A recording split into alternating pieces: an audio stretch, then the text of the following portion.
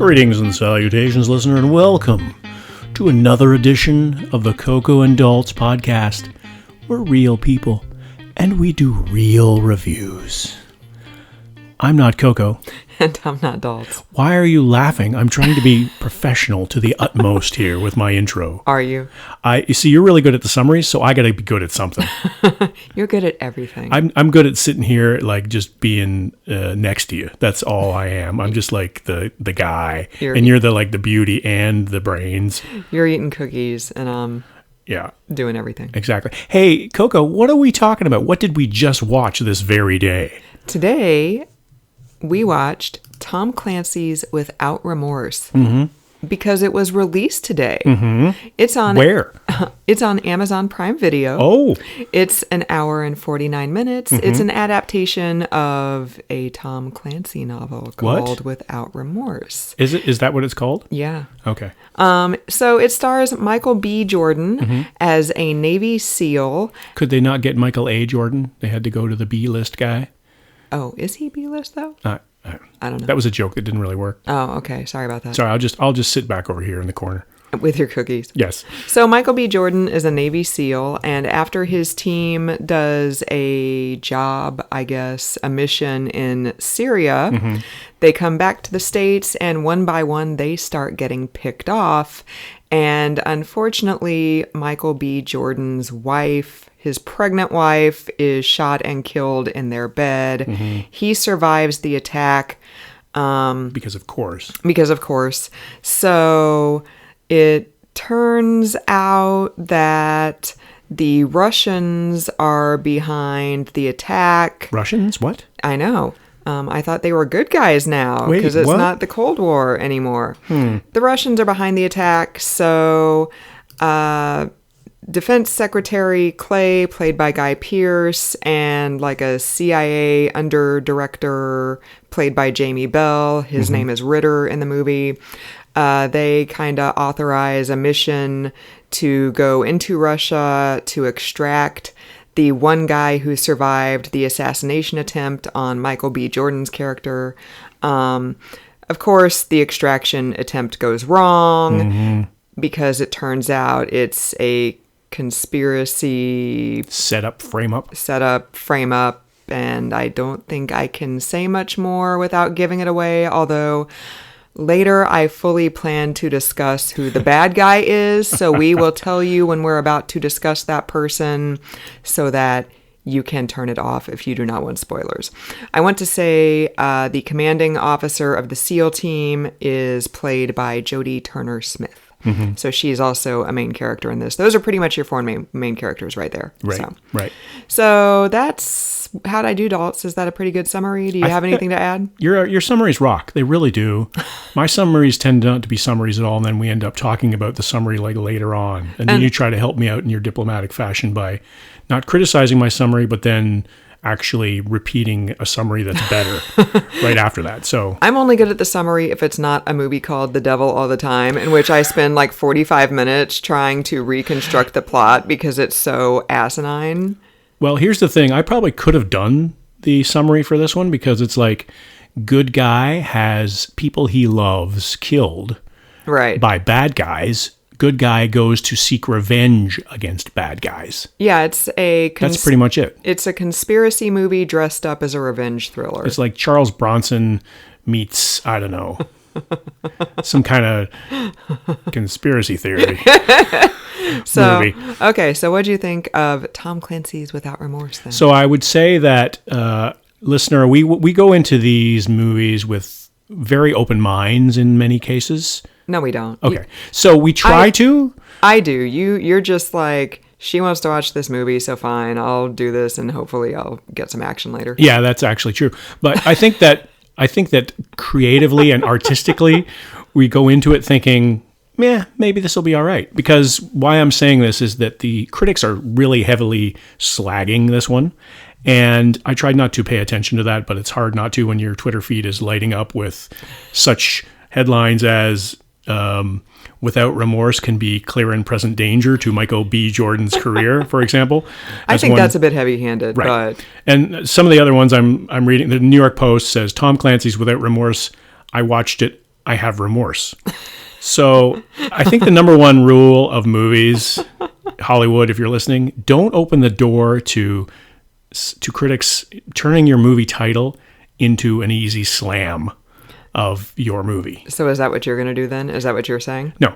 So what I'm saying is that we go into these movies, I think anyway, with an open mind. We try to judge them based on their merits, not based on what other people think. Because we've done that in the past. Like we loved Ad Astra, and it just got completely ignored by everybody. Yeah.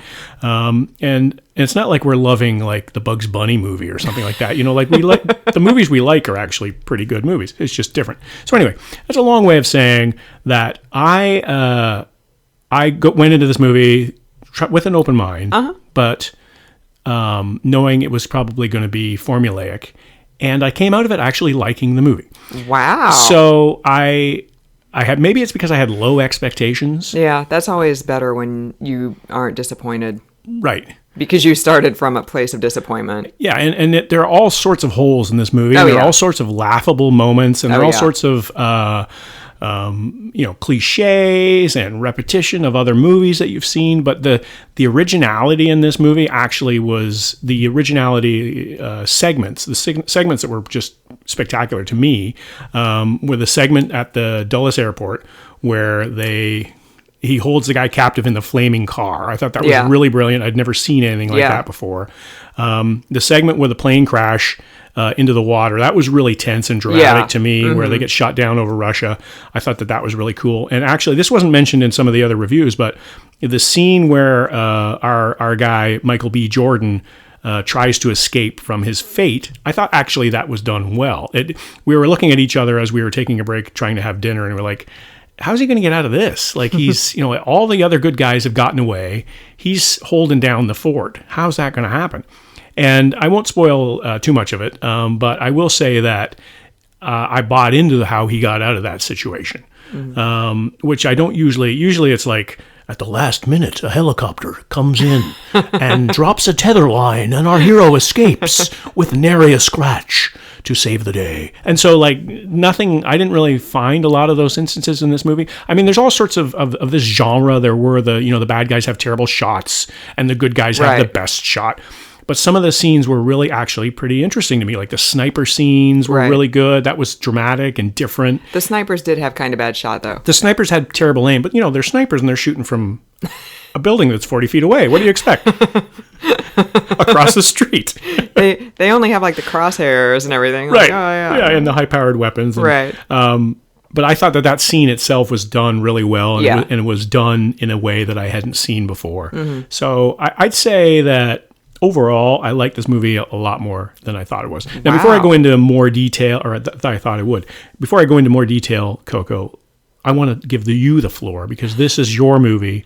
You're the Michael B. Jordan fan. I am the one who saw this, coming to Amazon, and I put it on the calendar. I was like, oh, we're watching this. Like 4 months ago. Yeah, totally.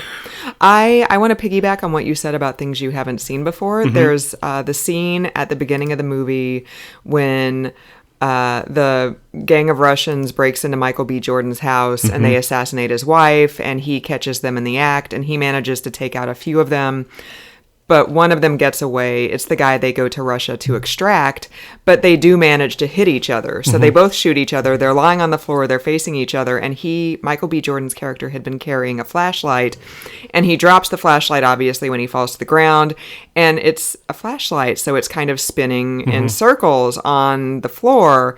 And you can see Michael B. Jordan light up, and then the flashlight comes around, and then it lights up the Russian guy. And the Russian guy has night vision goggles on. So now he's blinded and he's got to take them off, and I'd never seen that before, so I thought that was a very interesting scene. I enjoyed that. Yeah, I agree with that exactly. That kind of scene was very interesting to me and very well done, and it had a dramatic effect too, because and not only was it really creatively cool because it was like a spotlight to each guy, but the bad guy had to take his night goggles off because the light was blinding him, so therefore we saw who he was. Yeah. So I thought that was really well done. Yeah, I enjoyed that too. Overall, I thought Guy Pearce and Jodie Turner-Smith were underused. I wish we could have seen them do more because they were both very pivotal characters, and neither one of them really had a lot to do for being such pivotal characters. I also thought Michael B. Jordan was just pretty dour the whole movie, which is understandable for that character because his pregnant wife gets killed and now he's on a revenge mission. But Michael B. Jordan is, even when he's Killmonger, he's got a very kind of playful, like kind of boyish, charming side to him. Like he can be a very, very charming actor.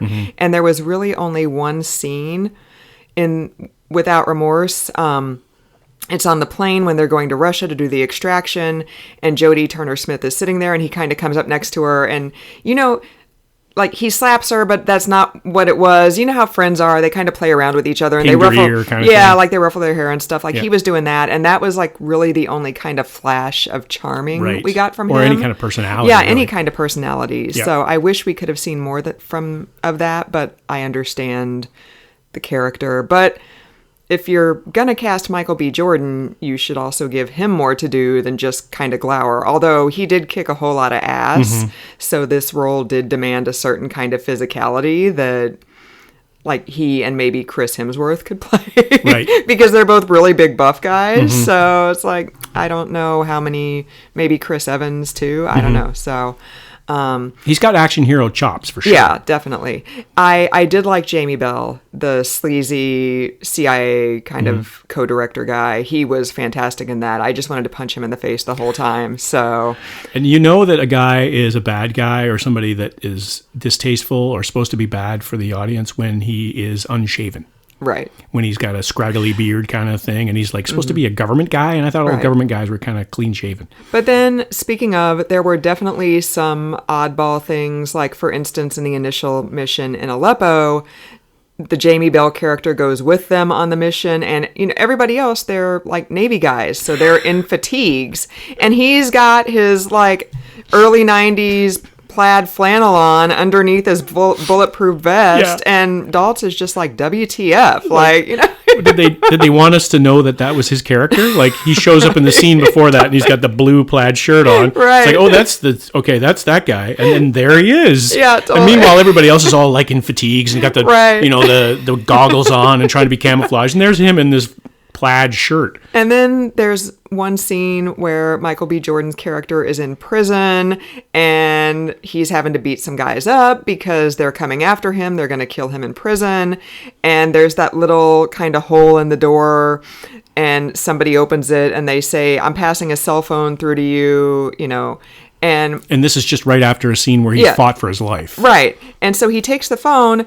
And then he turns away to have the conversation, and we're like, what are you doing? You could get shot. Turning your back to them. You could, like, a tranquilizer dart could come through that little hole. Like, you're a smart guy. You're a Navy SEAL. What's wrong? So there were definitely some... There were some holes. There were some things that were not based in reality going on there. Yeah. So, and there's other stuff that I haven't touched yet, but I want to throw it back to you because I've been talking for a while. Well, and some of the internet heat has been over Michael B. Jordan and Karen Greer's character, or the Karen Greer, Jodie Turner-Smith. Yeah, and them being black. And to me, I'm like, it doesn't matter. Like, there was no difference whatsoever in those characters. I thought it was great. That was one thing that I didn't know about until I actually started reading the reviews. One thing I did hear about that, I listened to the NPR Pop Culture Happy Hour podcast. They reviewed that this morning. They did say that there's one scene where Michael B. Jordan pretends to be drunk and he shows up in front of the Russian embassy to see what car a guy he's looking for is taking off in. And they thought maybe that might have played on people's perceptions of black guys. Like, oh, really? Yeah. You know, a drunk black guy shows up in front of your embassy, you're probably not going to think he's a threat, you know? Okay. So they thought maybe there might have been some of that going on there, but otherwise it wasn't really... like, race wasn't really acknowledged in a way that I picked up on for these two characters being high-ranking people in the military. It's not a movie about race. It's a story. You know, it's an action thriller.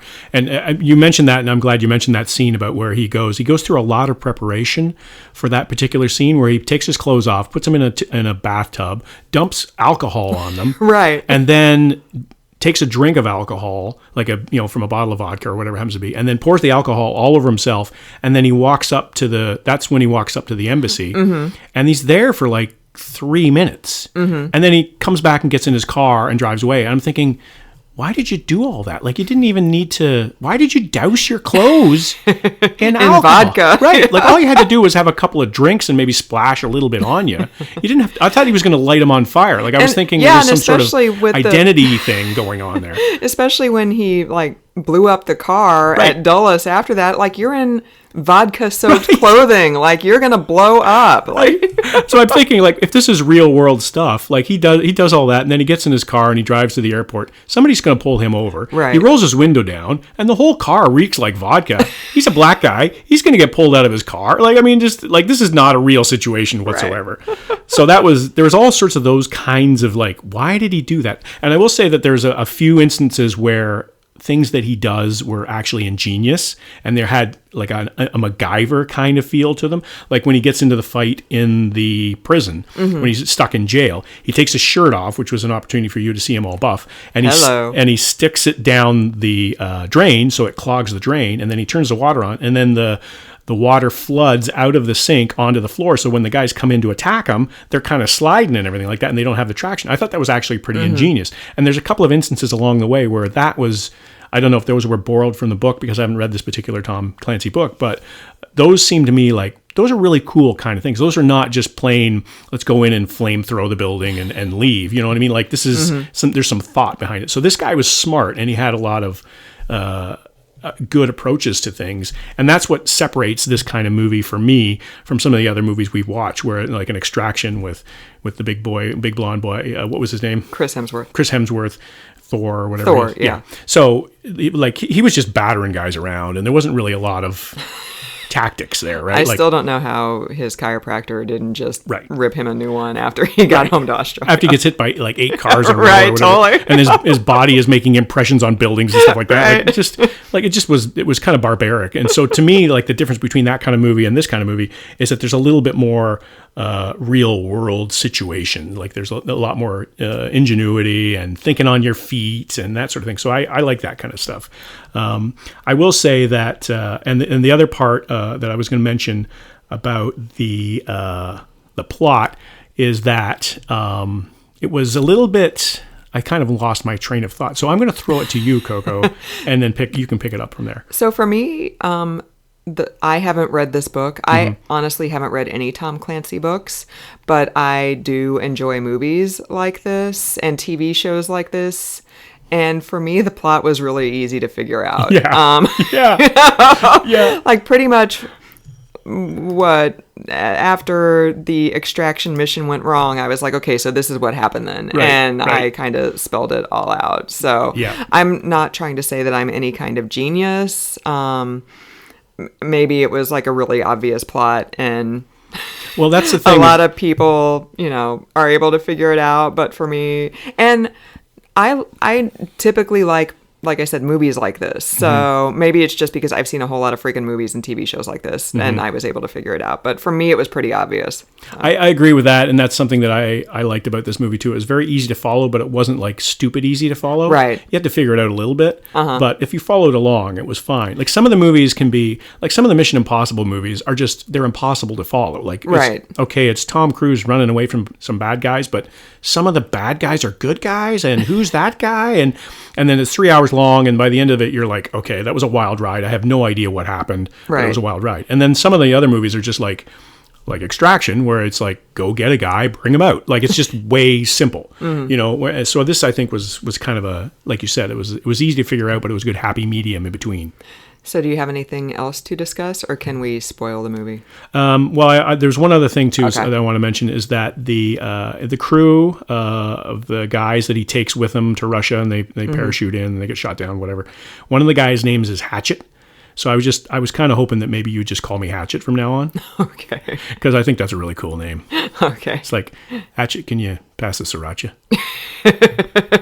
How long have you been thinking about that joke? Since you got here, really. Oh, okay. Since we sat down. Okay, totally. You want to spoil the ending? Yes. So spoiler. All right. If you don't want to know who the bad guy is, turn the podcast off right now. Or just sort of look away and let it play so that we get the completed play. Yeah, just fast forward to the end. Like, right. Just fast forward to the end of the music and then. Yeah. Okay, so I'm going to spoil it in 3, 2, 1. So Guy Pearce is the bad guy. It turns out that he... Can't trust those Australian guys. Yeah, he wants war. So he set everything up so that we would kind of be forced to go to war with Russia. And that's kind of part of the reason why I wish he had more to do. Like, not enough to make it obvious that he was a bad guy, but he's such a charismatic actor. He's in one of my all-time favorite movies, LA Confidential. He's capable of doing so much. And Memento is a great movie. Yeah, Memento is a fantastic movie. Like, he's such a, versatile guy. He's got a lot of range. He could do more. I was really disappointed that he was underused. I also kind of wish that he would be able to come back for more movies because this was obviously being set up as a series, and I would definitely watch more movies. Not just because Michael B. Jordan's hot. But, no, I think that's what it is. That's all it is. So, and this kind of dovetails with the fact that we are currently watching the limited series Mayor of Easttown on HBO Max. Recommend. And he is in that. Kate Winslet plays a small town cop investigating the recent murder of a local teen girl and the year-old disappearance of another local teen girl. Guy Pearce plays Kate Winslet's love interest.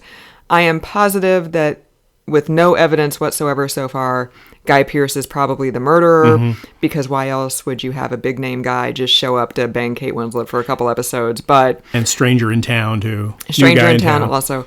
I do not want him to be the murderer because I like him so much, so I'm going to declare him not the murderer. Oh, okay. But... Well, there's still time to maybe change it because we haven't seen the last episodes. So. Right, there's 4 episodes left because HBO Max is old school and they're doling it out 1 episode a week as opposed to dumping it all at once. Which, why? Screw you, HBO Max. Why? I want to see it all at once. You suck. Yeah, so, exactly. What do you have to say about Guy Pearce? Guy Pearce, I agree with you. I thought he was underutilized. I think he's good. I like him. But I think that they were doing that on purpose. They were setting up Jamie Bell as to be, we think that he's going to be the bad guy. Yeah. And especially when he shows up in his blue plaid shirt in the combat scene, it's like, that guy is a bad guy. If he's not getting shot and he's got a bright blue shirt on, then... But I will say, one other thing I want to say about the movie, too, is that...